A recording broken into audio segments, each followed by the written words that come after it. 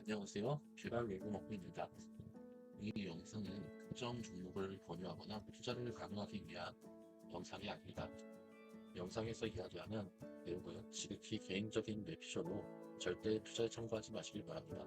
투자는 본인의 선택으로 진행하는 것이며 선택에 대한 책임 또한 본인이 지는 것임을 명심하시길 바랍니다. 일단 이번 주 개인적으로 체크하고 있는 내용과 대략적인 매매 기록, 그리고 다음 주 매매 계획에 대해서 이야기해 보겠습니다. 먼저 매매 기록 관련해서 이야기를 하도록 하겠습니다. 지금 보이시는 화면은 이제 3월 21일부터 26일 주말이라 이제 토요일을 제외하고 24일 해야겠죠?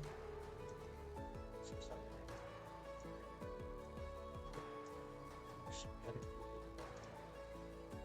해서 보시게 되면 지금 추가적으로 신도리코와 광동작을 좀 추가 매수를 진행을 했습니다.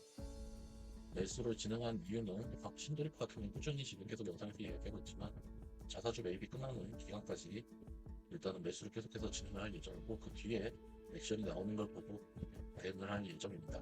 광동제약 같은 경우는 지금 강원랜드 같은 경우는 이제 반등이 일정 부분 나왔는데 광동제약 같은 경우는 아직 안 나와서 추가적으로 매수를 진행하고 있으니까 강원랜드는 지금 떨어지다가 반등이 좀 나오고 있는데 이게 지속적으로 반등이 나와준다면 뭐 다시 고점 근처까지 가는 모습이 나오겠지만 일단은 반등을 했기 때문에 지금 이 상황에서 추가 매수를 들어가는 진짜 반등이 아니라 함정이라 하면 좀 리스크가 있기 때문에 일단은 좀 더 지켜볼 예정이구나. 지금 주력 포지션은 신도리코기 때문에 이쪽에 좀 더 힘을 실어서 계속 관리를 해 나갈 예정입니다.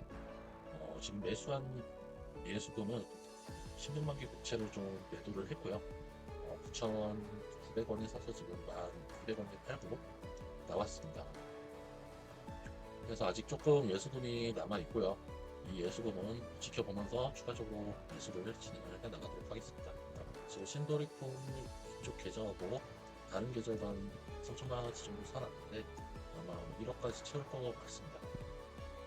이게 3월 말일쯤에 지금 저사주 매입 계약이 하나가 또 만료가 되는데 그래서 이전에 제 경험적으로 봤을 때는 재생상판이나 이런 것들 이슈가 나오려면 중개매수나 추천 끝나고 보통 한 배당금 파이트 나오고 4월이나 5월 혹은 좀 늦은 6월쯤에나 뭔가 좀 추가적으로 임시주총이라든가 이런 것들을 통해서 많이 일어났던 것 같아서 아마 그때까지는 계속 밀릴 때마다 매수를 해나갈 것 같고요. 사실 지금 뭐 다른 주식들 떨어진 주식들 싸진 주식들이 많아 보이지만 아직은 리스크가 다 해소된 것 같지가 않기 때문에 중간중간에 이번에 CS나 실리콘밸리 예능 같은 그런 은행권 신용 문제들이 조금씩 불거질 것 같아서 그런 면에서도 해치를 하는 개념으로 좀 안정적인 주식을 계속 올해 포트폴리오는 이어갈 예정이고요. 강원랜드는 지금 마이너스 15%? 거의 20%까지 갔다가 지금 18,000원대에서 반등을 시작해서 2만원까지 찍었다가 다시 아래로 흘러내리고 있는 모습인데 이게 18,000원까지 다시 만약에 간다면 그때쯤에는 한번 조금 더 담아보고 아마 그 부분에서 이제 뚫리는 모양새가 좀 심상치 않게 뚫린다면 아마 안 담을 것 같습니다. 그래서 좀 더 기다리면서 더 싼 가격이 해줄 수 있도록 준비를 해야 될 것 같고요. 지금 일단 매매 기록은 이번 주는 국채 매도와 그리고 신도리 공동제약 조금씩 많이는 안 사고 몇백만 원씩 정도씩 지금 추가 매수를 해놨고요. 이슈 관련해서 한번 이야기를 해보겠습니다. 사실 저는 개인적으로 이번에 은행들이 터져서 동결까지도 갈 수 있다라고 생각을 했는데 일단 동결은 안 한 모습입니다. 연준에서 하지만 이야기하기를 올해 금리 인하는 없다라고 이야기를 했는데 저는 개인적으로 이거는 블러핑이라고 보고요. 지금 금리를 이렇게 올린 것들의 거품이 슬슬 오고 있는데 이게 우리나라도 그건 지금 가계부채나 이런 것 때문에 문제가 생기게 뻔하지만 미국은 지금 달러 패권에 대한 도전을 지금 받고 있는 시점에 그렇게 기준금리가 높아진다면 결국에는 사실 지금 가장 큰 피해를 보고 있는 것들은 모든 큰 기관들과 각국 정부 순채권 미국 채권을 많이 들고 있는 나라들이 사실 이제 뭐 지속해서 지금 물을 타가면서 살 수 있는 그런 국가도 상황이라면 모르겠지만 거의 대부분의 국가들이 경제 상황이 안 좋은 상황에서 가지고 있던 채권의 가격이 금리가 상승하면서 빠지게 된다면 자산이 사실상 같이 하락으로 인해서 문제들이 많이 생길 수 있기 때문에 더 이상의 이 인상은 일단은 절대 불가하다고 생각을 하고요. 그리고 금리 인하도 올해 안에는 일어날 거라고 생각합니다. 단지 이 금리 인하가 지금 이야기한 이런 문제들이 터져서 금리 인하를 결국에 하게 될 건데 이것을 시장이 어떻게 받아들이냐는 좀 생각을 해봐야 될 지점이 있을 것 같습니다. 물론 정말 큰 금융위기급의 어떤 문제가 생긴다면 또 그렇게 해서 급하게 어떤 자산 가격이 빠지게 된다면 분명히 또 회복도 빨리 일어날 수가 있습니다. 하지만 그때 빠질 때 신용을 쓴다던가 뭔가 미술을 쓴다던가 내가 감당할 수 없는 어떤 레버리지를 일으키는 행위는 바닥이 어딘지 알 수 없는 상황에서는 그 반등이 나오는 시점까지 버틸 수 있다고 장담할 수가 없기 때문에 조심해야 될 것 같고 어쨌든 좀 그런 큰 위기가 온다면 큰 위기 뒤에는 큰 기회도 있기 때문에 네, 매수 관점으로 바라봐야겠지만 일단은 그런 일보다는 짜잘짜잘하게 오르락내리락 하면서 올라가는 게 사실은 가장 좋을 것 같고요.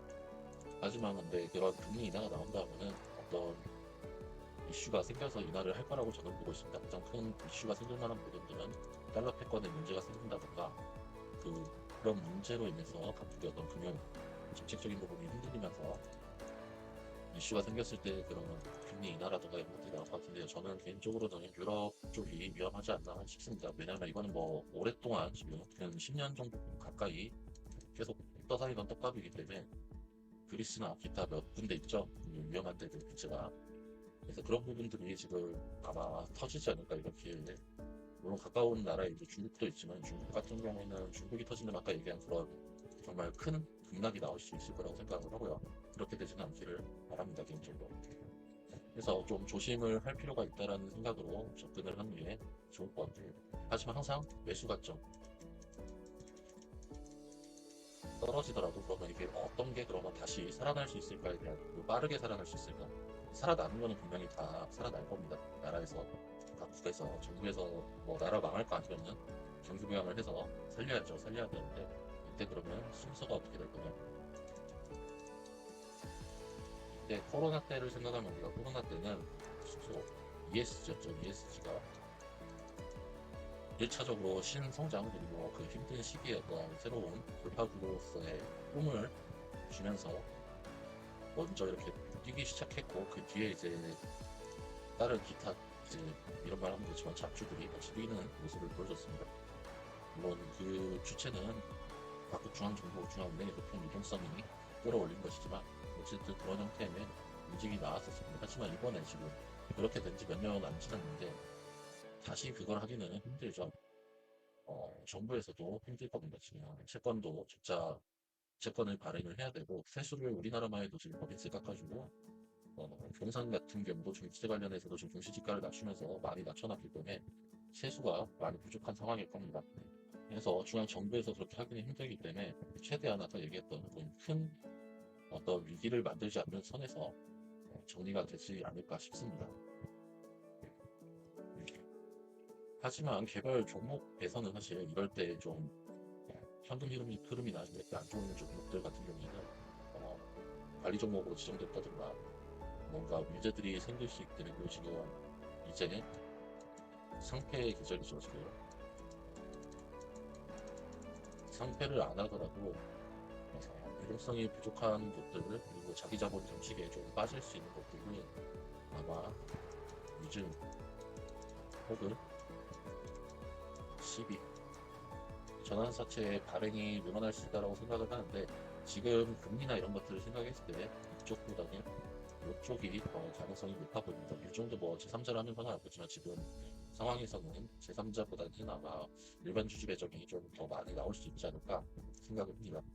그래서 이런 종목들은 좀 피해가는 게 굳이 똥인지 된장인지 찍어 먹어볼 필요는 없을 것 같아서 저기 일단 방통제약 같은 경우는 매출이나 영업이익, 순이익이 조금 줄어들고 있긴 하지만 어쨌든 돈을 벌고 있는 기업이고 어느 정도 조정을 받았기 때문에 계속해서 매수 관점으로 볼 거고요. 얘는 신도시 같은 경우는 사실 언제나 계속 저평가죠. 물론 사양 산업이지만 돈을 버는 것과 그리고 지금 가지고 있는 자산 대비 상당히 많이 저평가되어 있다고 생각을 하고 강원랜드는 이제 앞으로 리레이팅 되는 거를 바라봐야 되겠지만 이게 지금 바닥이 어딘지 알 수 없기 때문에 물론 지나고 나서 이게 바닥이었을 수 있지만 조금 시기상으로는 지금 조심해야 된다고 생각하기 때문에 이런 식으로 지금 포트폴리오를 구성해서 계획대로 끌고 갈 예정입니다. 중간중간 이제 카네치나 이슈로 인해서 추가적으로 해외 주식 투자를 하기는 할 건데요. 아마 장기적으로 들고 가진 않을 것 같고 저 같은 경우는 우리나라 주식 시장 하는 것도 힘들다고 생각을 해서 그리고 미국 주식을 제가 종종 하는데 이제 미국 주식을 하면 잠을 좀 못 자는 날이 종종 생겨서 어지간하면 안 하려고 하고요. 중간중간에 한 번씩만 단타로 들어가서 관리를 할 예정인데 오늘은 여기까지고요. 다음 주에 뵙도록 하겠습니다. 올해는 모든 개인 투자자분들이 세우신 투자 계획대로 잘 실천하셔서 모두 경제적 자유를 이루는 데 보탬이 되길 바라며 오늘의 영상을 여기서 마무리하겠습니다.